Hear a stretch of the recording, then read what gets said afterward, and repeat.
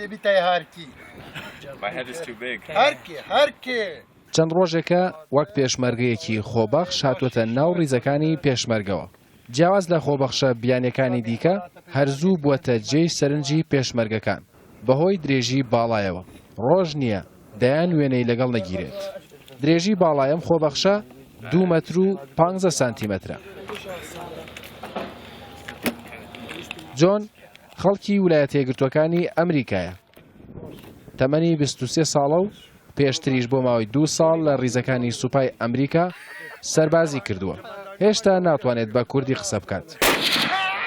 بەڵام لەگەڵ پێشمەرگەکان بە زمانی جەستە و هەرچۆنێک بێت یەکدی تێدەگەێنن. من خاچی ئێرەم خۆش دەوێت، چیاکانم خۆش دەوێت، هەموو شتێکی ئێرەم خۆش دەوێت. ئەو خەڵکانم خۆش دەوێن کاشان بەشانیان شەڕ دەکەم. ئەوان خەڵکێکی باشن. پێشمەرگەکان بە بەردەوامی وێنەم دەگرن. سەری ساڵ بوو چوومە مۆڵێک لە هەولێر کە نزیکەی 2000 کەسی لێبوو. دەیانویست وێنەیان لەگەڵ بگرم. بەدڵنیایەوە من زۆر دڵخۆش بووم کە وێنەیان لەگەڵ بگرم، چونکە من یەکێکم لەو پێشمەرگانەی کە شەڕ بۆ ئەوان دەکەم. جۆن دەڵێ یەکەم جار کە هاتمە ناو پێشمەرگەکان بەهۆی بەرزی باڵامەوە ئەوان ڕیزیان بەست بوو بۆ ئەوەی وێنەیان لەگەڵ بگرم. هەندێک جار جۆن خۆی نزم دەکاتەوە یاخود پێشمەرگەکان دەچنە سەر کورسی بۆ ئەوەی بگەنە ئاستی بەرزی باڵای ئەو.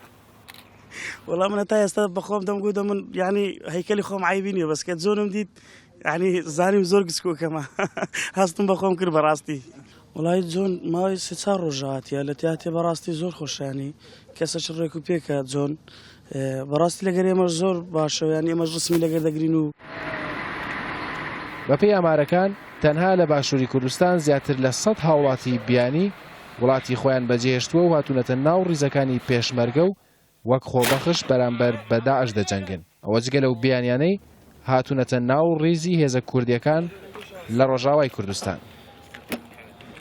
بەرزی باڵای من 185 سانتیمەترە، وەڵام پێدەچێت لە پاڵ جۆندا زۆر بە بچووکی دەرکەوم. لە ڕیزەکانی پێشمەرگە بەدەیان خۆبەخشی بیانی هەن، بەڵام جوون لە هەمویان ناسراوترە. ئەو ئێستا بە باڵا بەرزەکەی و قسە خۆشەکانی خۆشەویستترین و ناسراوترین خۆبەخشی بیانیە لەم میحوەرەدا. نەبە حوسێن ڕۆداو، مەخموور.